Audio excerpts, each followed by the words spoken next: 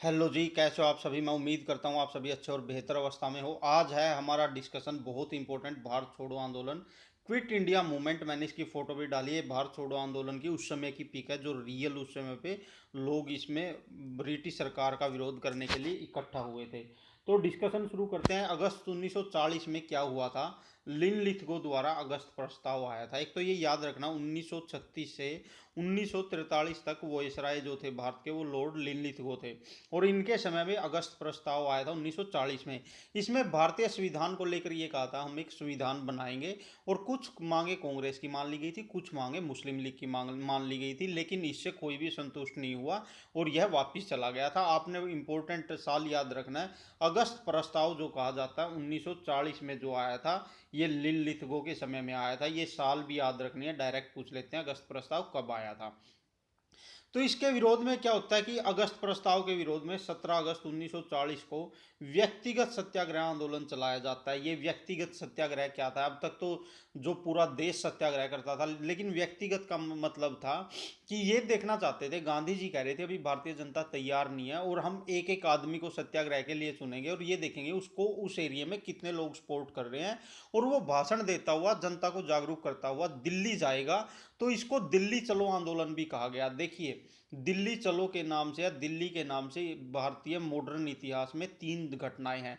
एक तो Lord Irwin और गांधी जी के समय, जो 1931 में 5 मार्च को जो समझौता हुआ था सविनय अवज्ञा आंदोलन के समय, जो मैंने आपको बताया था गोलमेज सम्मेलन के लिए, वो उसको बोलते हैं दिल्ली समझौता। एक दिल्ली चलो आंदोलन है। दिल्ली चलो जो आंदोलन है, ये याद रखना है, ये चलाया गया था व्यक्तिगत सत्याग्रह, जिसको दिल्ली चलो आंदोलन बोला जाता है महात्मा गांधी के द्वारा। और जो दिल्ली चलो का नारा दिया था, ये नारा एक अलग चीज थी और ये कहा था सुभाष चंद्र बोस ने, यानी दिल्ली चलो, दिल्ली को आजाद कराओ। तो दिल्ली से जुड़े हुए ये तीन फैक्ट आपने याद रखनी है, ये स्लोगन है।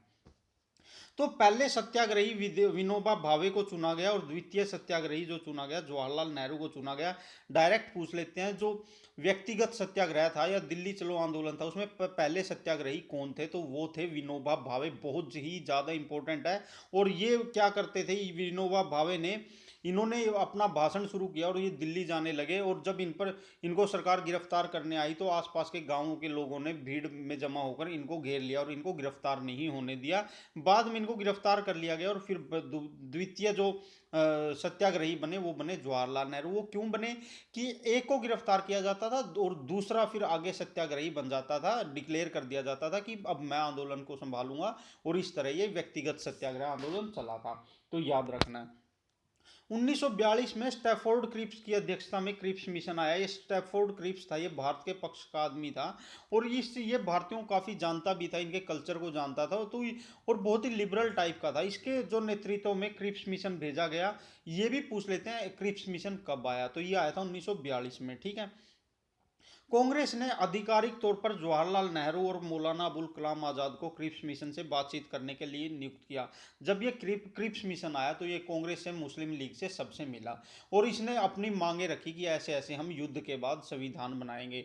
तो जो इससे बातचीत करने के लिए कांग्रेस की तरफ से जो भेजे गए थे, इस पर बहुत इंपॉर्टेंट क्वेश्चन बनते हैं।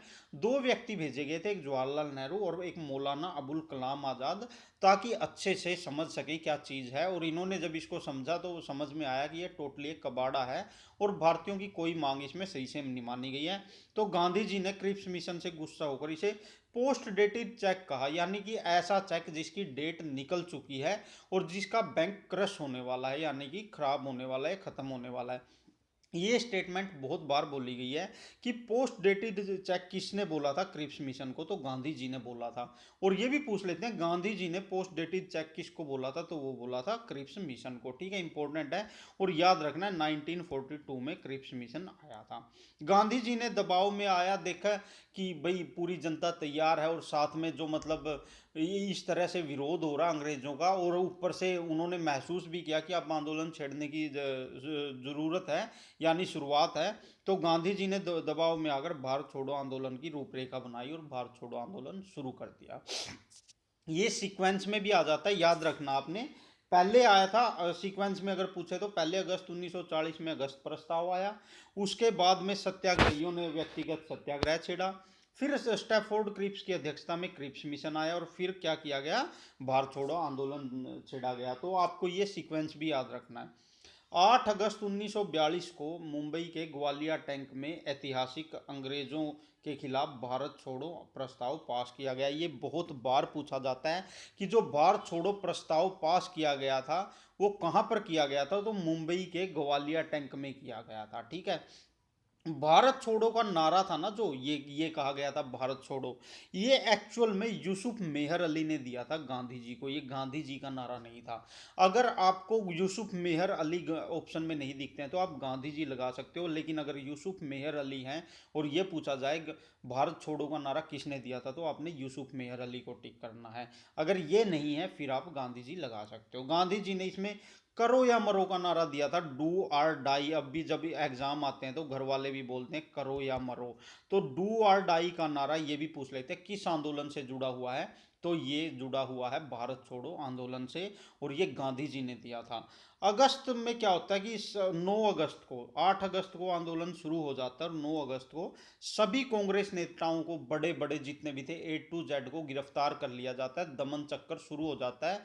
कोई ये नहीं चाहती थी ब्रिटिश सरकार की दोबारा से ऐसा आंदोलन उभरे, क्योंकि एक तो दूसरी तरफ तो वर्ल्ड वार छिड़ा हुआ था, ब्रिटेन उसमें हार रहा था, और ऊपर से वो भारतीयों को भी मतलब इतनी मजबूती से खड़े होने देना नहीं चाहती थी, इसलिए उसने दमन चक्कर चलाया और 9 अगस्त को सभी कांग्रेसी नेताओं को गिरफ्तार कर लिया। गांधी जी, नेहरू जी, पटेल जी, राजेंद्र प्रसाद, हर किसी को।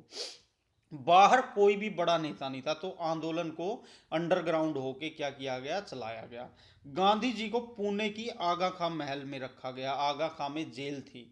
तो ये भी बहुत इंपॉर्टेंट है कि गांधी जी को जो भारत छोड़ो आंदोलन था उसमें कहाँ रखा गया, तो पुणे के आगा खां महल में रखा गया था। वहां पर जेल में रखा गया, नजरबंद कर दिया गया था। ये जगह याद रखना बहुत इंपॉर्टेंट है। ये देखिए, ये जो ग्वालियर टैंक मुंबई का दृश्य है, यहाँ पर ये उसी समय की ओरिजिनल पीक, और इस समय पर यहाँ पर क्या होता है कि ये आंदोलन का जो प्रस्ताव होता है कांग्रेस द्वारा पास कर दिया जाता है। और मैं ये भी बता दूं, जितने लोग इसके अंदर थे इससे ज़्यादा इसके बाहर थे। लोग इतने उत्सुक थे अंग्रेज़ों से क्या आज़ाद होने के लिए। क्यों थे? क्योंकि एक तो सेकंड वर्ल्ड वॉर के कारण बहुत महंगाई बढ़ गई थी।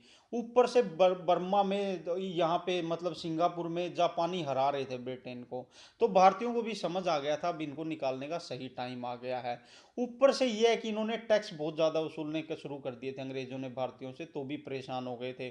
और इन्होंने इतना डिस्क्रिमिनेशन किया, जो भारत से रिफ्यूजी, बाहर से रिफ्यूजी भारत आ रहे थे, अंग्रेजों के लिए इन्होंने गोरी सड़क बनाई और भारतीय रिफ्यूजियों के लिए काली सड़क बनाई, जो बाहर के देशों से रिफ्यूजी वापस भारत आ रहे थे। तो इससे भी भारतीयों को बड़ा धक्का लगा और भारतीयों को ये विश्वास हो गया इनकी अकल कभी ठिकाने नहीं आ सकती और अब इनको बाहर ही निकालना चाहिए अंग्रेजों को। इसमें क्या है कि ये भी पूछ लेते हैं चार ऑप्शन देके कि जब सारे बड़े नेता जेल के अंदर चले गए तो बाहर से आंदोलन किसने संभाला, तो बाहर से भी आंदोलन अंडरग्राउंड रह के संभाला गया। राम मनोहर लोहिया, अरुणा आसफ अली, छोटा भाई पौराणिक, ए पटवर्धन, सुचेता कृपलानी, ये सब भूमिगत कार्रवाइयों के द्वारा आंदोलन को संभाल रहे थे। और बहुत इंपॉर्टेंट बता दूं, इनमें 3 महिलाएं थी जो अंडरग्राउंड होके आंदोलन को संभाल रही थी। एक सुचेता कृपलानी थी, एक अरुणा आसफ अली थी और एक उषा मेहता थी। और ये तीनों की तीनों आंदोलन से भी किससे जुड़ी हुई थी, भारत छोड़ो आंदोलन से। और ये इंपॉर्टेंट क्वेश्चन है, भूमिगत रेडियो स्टेशन चलाया जा रहा था जहां से भारतीयों को इनकरेज किया जा रहा था आंदोलन के लिए, तो ये चलाया जा रहा था उषा मेहता के द्वारा। याद रखना, भारत छोड़ो आंदोलन में मुंबई से भूमिगत रेडियो स्टेशन किसके द्वारा चलाया जा रहा था, तो उषा मेहता के द्वारा चलाया जा रहा था। सुभाष चंद्र बोस ने सिंगापुर से अपने आईएनए के रेडियो स्टेशन से गांधी जी को बापू कहा और ये कहा भारतीयों को कि गांधी जी का साथ दें। तो ये अगर टाइटल आ जाए कि गांधी जी को बापू का टाइटल किसने दिया था, तो याद रखना सुभाष चंद्र बोस ने ये टाइटल दिया था। छात्र मजदूर और कृषक वर्ग, छात्र मजदूर और कृषक वर्ग यानी किसान इस आंदोलन की रीढ़ थे, बहुत बढ़ चढ़कर भाग ले रहे थे। बलिया जो कि यूपी उत्तर प्रदेश में है, बलिया में क्या हुआ था, लोग इतने ज़्यादा उत्तेजित हो गए कि उन्होंने चित्तू पांडे के नेतृत्व में उन्होंने अपनी सरकार बना ली। तो ये बहुत बार पूछा जाता है कि बलिया में किसके नेतृत्व में समानांतर सरकार बनी, यानी खुद की लोगों की सरकार बनाई ब्रिटिश सरकार को खत्म करके। तो चित्तू पांडे के नेतृत्व में समानांतर सरकार बनी। या ये भी पूछ लेते हैं चित्तू पांडे के नेतृत्व में कहां पर समानांतर सरकार बनाई गई, तो बलिया उत्तर प्रदेश में बनाई गई। और ये भी याद रखना ये भारत छोड़ो आंदोलन के समय अगस्त 1942 में ही बनाई गई। दूसरा होता है तामलुक, सॉरी यहाँ पे तामलुक है, तामलुक। तामलुक बंगाल में एक और सरकार बनाई गई जो कि दिसंबर 1942 से दिसंबर 1944 तक चली, यानी 2 साल ये सरकार चली। आप समझ सकते हो आंदोलनकारी कितने मतलब अंग्रेजों के खिलाफ थे। उन्होंने खुद की सरकार बनाई और उसे 2 साल चलाया भी। और ये सशस्त्र विद्युत सेना भी इन्होंने बनाई। और पूरे तामलुक मदनापुर बंगाल में उन्होंने खुद का सिस्टम चलाया। और जो धन था वो अमीरों से लूटकर गरीबों में बांटा, मतलब जेम्स बॉन्ड की तरह अमीरों से धन लूटा और गरीब आदमियों में बांटा। और 2 साल तामलुक मदनापुर बंगाल में भी उन्होंने खुद की समानांतर सरकार चलाई, ये भी इंपॉर्टेंट है। इस आंदोलन में जो सबसे लंबी चलने वाली समानांतर सरकारें थी उनमें सबसे लंबी चली थी 17 महाराष्ट्र की सरकार। ये याद रखना बहुत इंपॉर्टेंट है, 17 महाराष्ट्र में भी एक सरकार बनी और ये लगातार 2.5 साल तक चली। और ये बिल्कुल अंग्रेजों से अलग एक आज़ाद क्षेत्र बन गया था जो 17 महाराष्ट्र था। तो सबसे लंबी चलने वाली सरकारों में तीनों का ऑप्शन आ जाए तो याद रखना 17 वाली सबसे लंबी चली थी। और इसे प्रति सरकार कहा गया और यह 1943 से 1945 तक चली थी।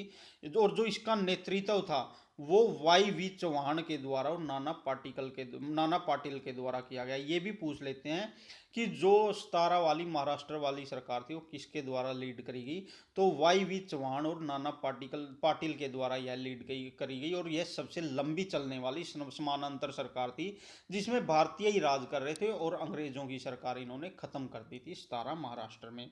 17 सरकार द्वारा गांधी विवाह किए गए, ये भी पूछ लेंगे गांधी विवाह कहाँ पर किए गए, तो वो 17 में महाराष्ट्र में किए गए और भारत छोड़ो आंदोलन के दौरान किए गए। और न्याय सभा की भी स्थापना की गई और भारतीयों को न्याय इसी न्याय सभा के द्वारा दिया गया। आपने ध्यान में रखना, बहुत इंपॉर्टेंट है आप सभी के लिए। ठीक है, तो ये जो सरकारें बनती थी इसीलिए बनती थी ताकि भारतीयों को अब आज़ादी मिल गई है। यह एकमात्र ऐसा आंदोलन था भारत छोड़ो आंदोलन जिसमें तुरंत भारत की आज़ादी की मांग की गई। यानी इससे पहले के जो भी आंदोलन थे सब में ये कहा गया था कि भारत को आज़ादी देनी पड़ेगी, लेकिन इस आंदोलन में भारतीयों द्वारा ये कहा गया कि भारतीयों को अभी आज़ादी चाहिए, तुरंत आज़ादी चाहिए। तो ये भी याद रखना है। रूस के समर्थन में और जर्मनी के विरोध में कम्युनिस्ट या मार्क्सवादियों द्वारा आंदोलन का विरोध किया गया और ब्रिटेन का साथ दिया गया। एक्चुअल में जो ब्रिटेन का साथ दिया गया था या रूस का साथ दिया गया था मार्क्सवादियों द्वारा दिया गया था और आंदोलन का विरोध किया गया था, क्योंकि जो मार्क्सवादी विचारधारा है कम्युनिज्म है ये रूस से आया। और इस युद्ध में रूस और जर्मनी दोनों के एक दूसरे के खिलाफ लड़ रहे थे और रूस ब्रिटेन की साइड से लड़ रहा था। तो इस करके ब्रिटेन का साथ दिया गया था मार्क्सवादियों द्वारा और भारत का यानी कि आंदोलन का विरोध किया गया था मार्क्सवादियों द्वारा। तो इंपॉर्टेंट क्वेश्चन आपसे डायरेक्ट पूछ लेंगे, किस भारतीय दल ने भारत छोड़ो आंदोलन का विरोध किया या क्विट इंडिया मूवमेंट का विरोध किस भारतीय दल ने किया, तो वो किया गया था मार्क्सवादी दल ने या कम्युनिस्ट पार्टी ऑफ इंडिया ने ये विरोध किया था। बहुत इंपॉर्टेंट है। फरवरी 1943 में गांधी जी ने 21 दिन का उपवास रखा जब देखा कि दमन चक्कर बहुत बढ़ रहा है और सरकार नहीं मान रही है। सरकार पर प्रेशर बनाने के लिए गांधी जी ने 21 दिन का उपवास रखा। इन्होंने मौन व्रत और आमरण अनशन धारण कर लिया। इन्होंने इनके मौन व्रत रखते ही आमरण अनशन धारण करते ही इतना प्रेशर आ गया कि जो वायसराय की कार्यकारिणी में 3 इंडियन थे उनको लगा कि अब अगर कुछ हो गया गांधी जी को तो सबसे पहले उनका विरोध होगा, तो उन्होंने इसे त्याग पत्र दे दिया। पूरे अमेरिका ने और पूरे विश्व से ये कहा कि अब दमन चक्र बंद करके गांधी जी को आज़ाद करके भारत को आज़ाद कर देना चाहिए। इतना प्रेशर पड़ा था इसका जो आमरण अनशन था। लेकिन उन्होंने जब देखा कि मतलब सरकार भी उनका क्रियाक्रम करने में या उनको मतलब मारने का पूरी प्लानिंग कर रही है, तो उन्होंने उपवास खोल दिया 21 दिन के बाद। और फिर उन्होंने कहा कि देश को अभी मेरी ज़रूरत है। इस आंदोलन में पहली बार हवाई मशीन गन का प्रयोग किया गया। ऐसे भी क्वेश्चन पूछा जा सकता है कि इस आंदोलन में आंदोलनकारियों को दबाने के लिए हवाई मशीन गन का प्रयोग किया, तो वो था भारत छोड़ो आंदोलन। और इस आंदोलन के समय भारत के वो जो वॉइसराय थे वो लॉर्ड लिन लिथगो थे। ये तो इतना इंपॉर्टेंट क्वेश्चन क्वेश्चन है, बहुत बार पूछा गया है। भारत छोड़ो आंदोलन के समय भारत के वायसराय कौन थे, तो वो थे लॉर्ड लिनलिथगो। क्योंकि ये आंदोलन ऐसा था, गांधी जी ने कहा था हिंसा अहिंसा किसी भी तरीके से करो या मरो, यानी आज़ादी हमें लेनी है और आज़ादी हमारा हक है।